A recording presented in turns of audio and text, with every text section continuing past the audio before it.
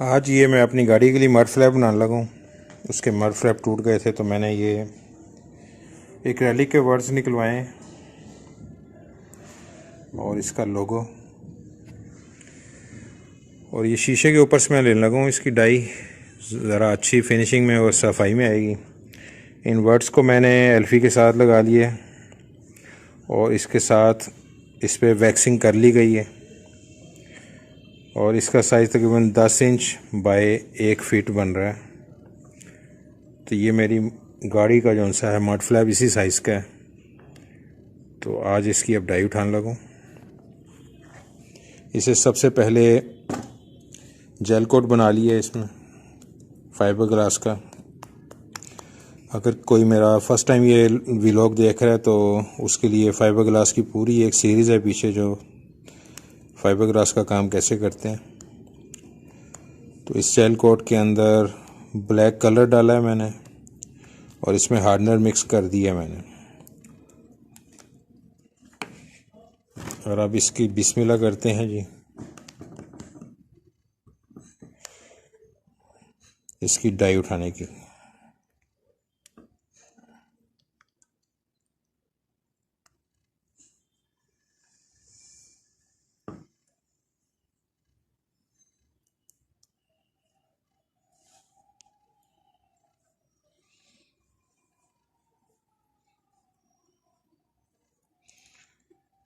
शीशे के ऊपर मैंने इसलिए लिए रखा है, मैं एमडीएफ के ऊपर भी रख सकता था, मुझे शाइनिंग चाहिए इसकी।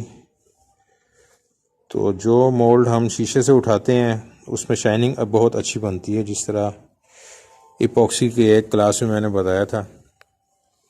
शीशे से हमने एक प्लेट बनाई थी तो बहुत शाइनिंग वाली सरफेस थी।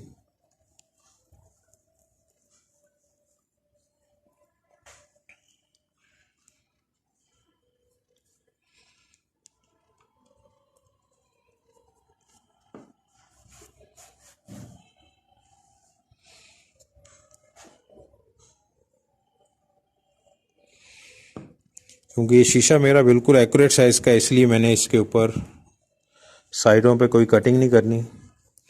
मेरा ये मोल्ड इसी तरह बनेगा और इसके अंदर से मेरा पीस निकल आएगा एज इट इज़, जिस साइज़ का मुझे चाहिए।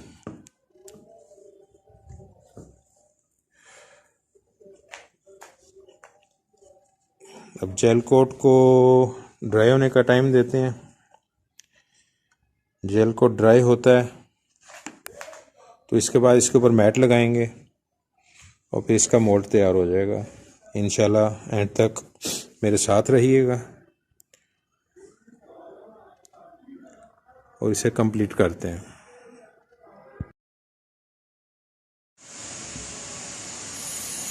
ये इसका जेल कोट ड्राई हो चुका हुआ है। अब मैंने रेज़न डाल लिया और रेज़न के अंदर इसमें MEKP को डाल दी अपना हार्डनर।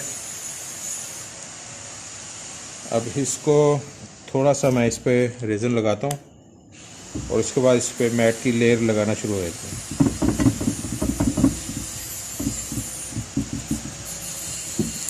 मुझे ये इतना हैवी मोल्ड नहीं बनाना क्योंकि इसमें ज़्यादा मैं 4 पीस निकालूंगा, तो जिस वजह से ये 2 लेयर्स में ही काफ़ी है मेरे लिए।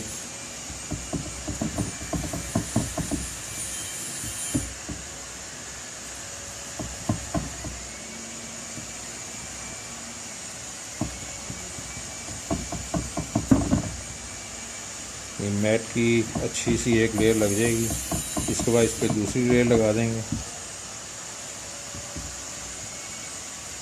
और हमारे गाड़ी के मड फ्लैप कस्टम डिज़ाइन हो जाएंगे।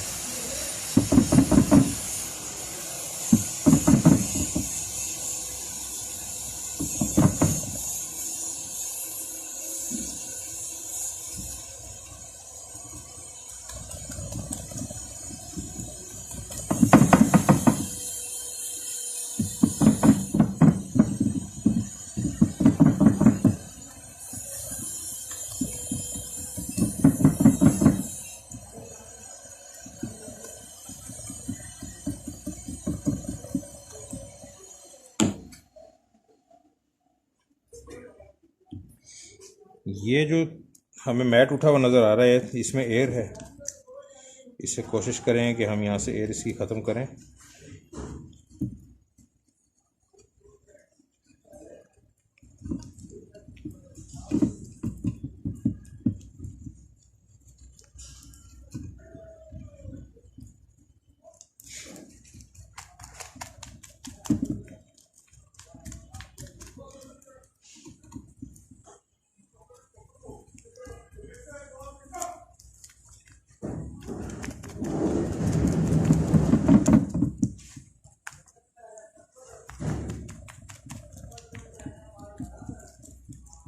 जेल कोट पूरे शीशे के ऊपर ही लगा था। जो ये बाहर आपको एक्स्ट्रा चीज़ें नज़र आ रही हैं, इसे हमें काटने की ज़रूरत नहीं पड़ेगी, ये मोल्ड का हिस्सा ही रहेगी।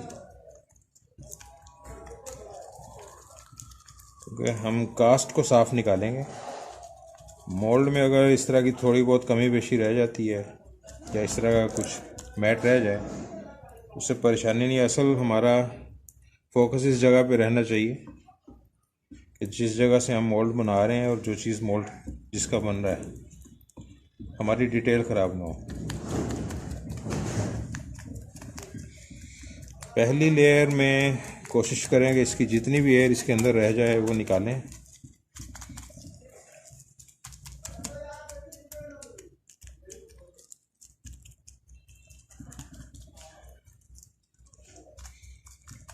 इसका अल्फ़ाबेट थोड़े बारीक थे तो मैंने उनके ऊपर डबल जेल कोट फेंक दिया था, ताकि अगर कहीं से मिसिंग रह भी जाती है मैट की तो हमारी डाई ख़राब ना हो।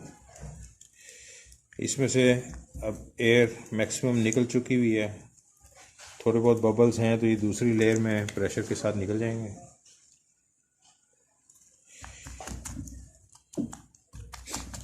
ये मैट की दूसरी लेयर रख दी हमने।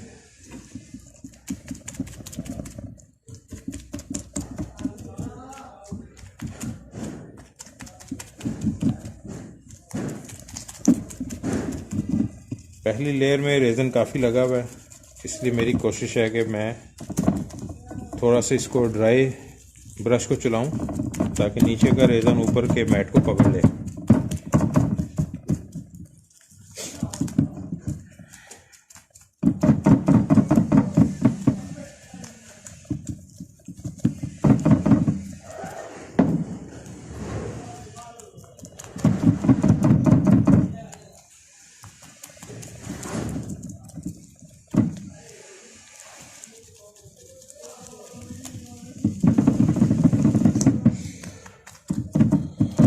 ये डिस्टर्बेंस इसलिए हिल रहा है कि क्योंकि शीशा है तो नीचे स्लिपरी हो रही है, लेकिन हमारे मोल्ड को कोई फ़र्क नहीं पड़ रहा। अगर इसके नीचे मैं कोई सपोर्ट रख लेता, कोई फोम रख लेता या रबर रख लेता तो इसकी स्लिपरी रुक जाती।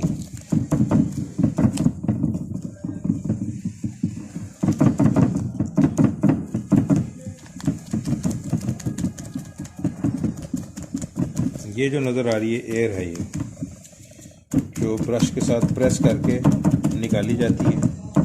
ब्रश को हम थोड़ा सा दबा कर इस्तेमाल करते हैं। ये देखें, इसके ब्रश के जो बाल हैं वो दबे हुए हैं। जब मैट के ऊपर लगाते हैं तो उसे प्रेस कर देते हैं पूरा।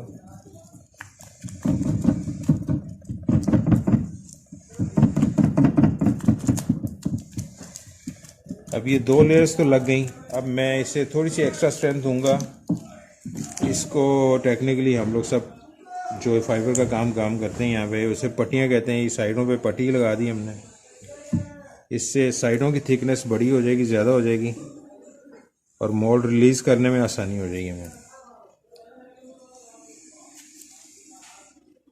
साइडें इसकी हैवी कर दी हैं। साइडें इस तरह 3 लेयर में बन जाएंगी और दरमियान में भी कहीं कहीं पे लगा दें, क्योंकि ये जो काट दिया है इसको तो वेस्ट हो जाना है, तो ये कहीं ना कहीं इस्तेमाल हो जाए तो बेहतर है। इसकी साइडें काटी थी थोड़ी सी।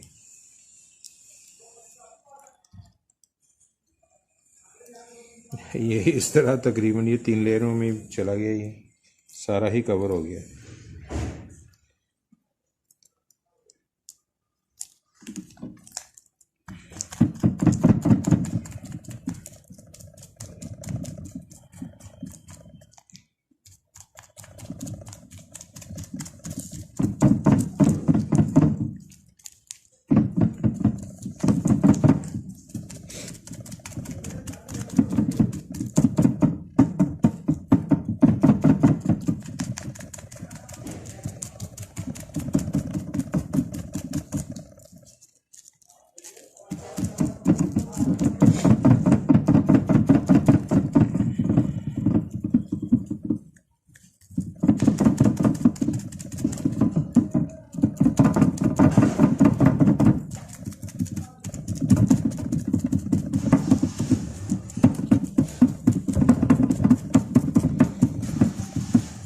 पट्टियाँ लगाने से इसकी स्ट्रेंथ में मज़ीद और इजाफा हो गया है। मोल्ड हमारा अब तकरीबन 3 लेयर्स में चला गया है।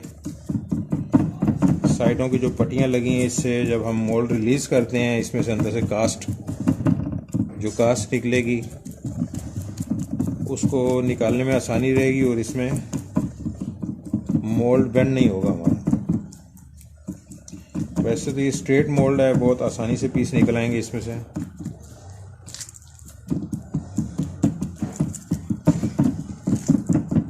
इसकी कास्ट निकालने के लिए इसे अच्छी तरह वैक्स किया जाएगा और उसके बाद इसमें से कास्ट निकल आएगी। ये हमारा मोल्ड यहाँ तक कंप्लीट हो गया है। अब हम इसको ड्राई होने देते हैं। इसकी क्योरिंग जब तक होती है तो फिर इसको हम इसे खोलते हैं। यहाँ तक ये मेरा मोल्ड कंप्लीट हो गया। अब इसे क्योरिंग का टाइम देते हैं। जैसे ये ड्राई होता है तो फिर इसे रिलीज़ करते हैं इससे।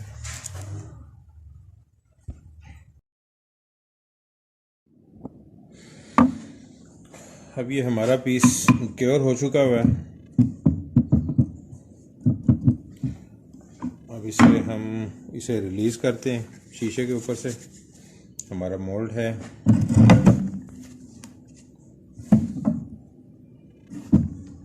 इस चीज़ का हमने मोल्ड बनाया है। शीशा है तो इसे इस साइड से रिलीज़ करके देखता हूँ। गुड।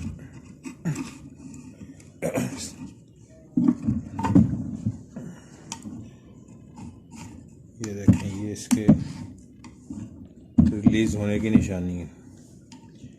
शीशा है इसलिए हमें इधर से नज़र आ रहा है। अगर शीशा ना होता तो पता ना चलता।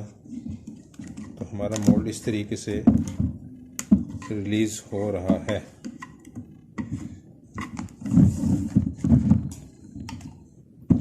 पहले चारों साइडों से मैं आराम से रिलीज़ कर लूँगा।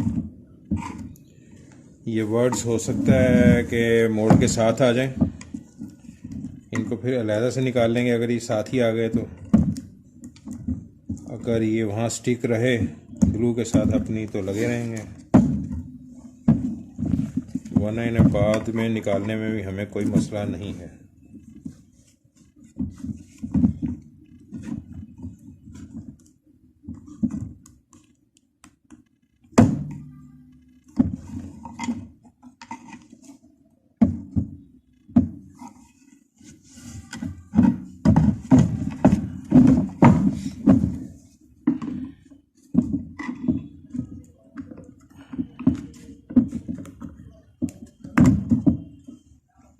गुड जी, बेहतरीन, ज़बरदस्त हो गया काम हमारा। कोई भी अल्फ़ाबेट यहाँ से नहीं उतरा और ये हमारा बेहतरीन और कामयाब मोल्ड बन चुका है। हमारी जीप के फेंडर का मड फ्लैप तैयार हो गया है। अब इसे एक दिन के लिए मैं छोड़ दूँगा और इसकी सफाई करके इसमें से हम इंशाल्लाह कास्ट निकालेंगे। तो अब तक के लिए इतना ही। आज एक छोटा सा मोल्ड शीशे के ऊपर निकाल के दिखाया है मैंने। एक्रेलिक के वर्ड्स की कटाई करवाई है मैंने लेज़र कटिंग से। एक्रेलिक के पीस हैं ये 5 mm के। उसके बाद ये हमारी डाई तैयार हो गई है, मोल्ड तैयार हो गया हमारा। मेरा चैनल सब्सक्राइब करें, लाइक करें और शेयर करें। Thank you ji.